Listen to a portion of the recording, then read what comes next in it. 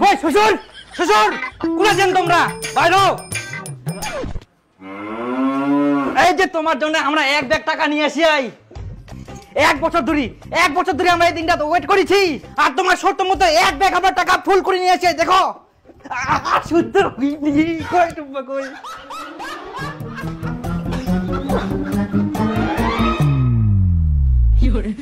দিন কি শেষ করে সোজা তোমার শ্বশুর বাড়িতে চলে এসো।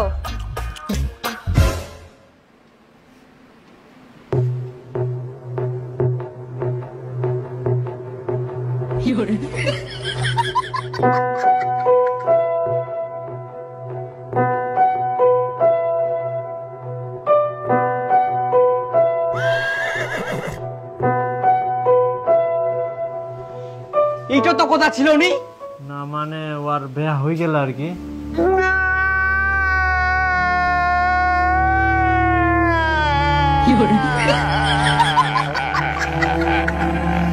সেটা তো পূজা পেয়ে বিয়া হয়ে গেলে তোমরা আগে কো আমার সঙ্গে বিয়া দিব না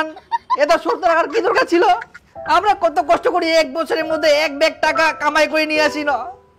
আর তোমরা সেই মর্যাদাটা রাখেননি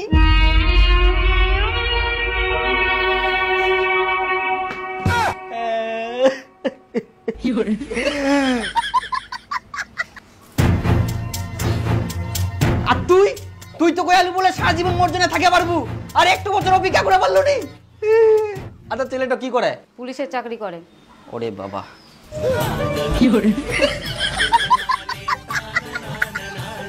শুনো ছেলেটাতে 1 ব্যাগ টাকা নিয়ে আসিয়া তাহলে কি একটা অফার দেওয়া যায় নাকি?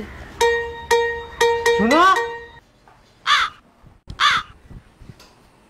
একটা কথা কবা চাচ্ছি ক টুম্পার তো বিয়া হয়ে গেলে এখন তো আর কিছু করতে পারবো নাই তোমার জন্য একটা প্রস্তাব ছে কি প্রস্তাব আমার তো আর একটা বিটি ছে চাঁদনি ওকে বিয়া করবেন একদিক থাকি ভালোই হবে টুম্পার থাকি তো মোক চাঁদনিকে ভালো লাগে কিন্তু ওই ছেলেটা সেটা আমরা দেখে নিব তোমাক চিন্তা করবা হবে না।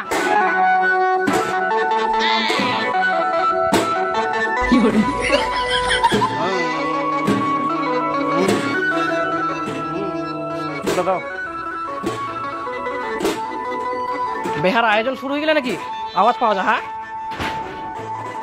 ওরে বাপ ভাইরা আগে হাজির হ্যাঁ লাগা লাগা তাতে লাগা তারপর মুখ গুছো হবে শ্বশুরমশাই তোমার শর্ত মতো একটা ব্যাগ নয় 2টা ব্যাগ নিয়ে এসে টাকা ভর্তি করি এই যে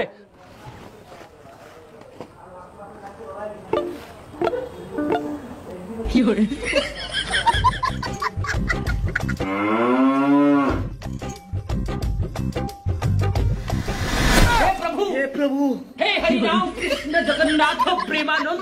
ব্যাপার চাঁদনির সঙ্গে বিয়ে হচ্ছে কেন তোমরা চিন্তা করেন না তোমরা 2 ব্যাগ টাকা নিয়ে আনতো দেখি যাবে ওঠা তো না ওঠো ওঠো আমরা টুপি ধরে ওঠো আরে বাপ কেন হ্যাঁ না দাঁড়াও দাঁড়াও হ্যাঁ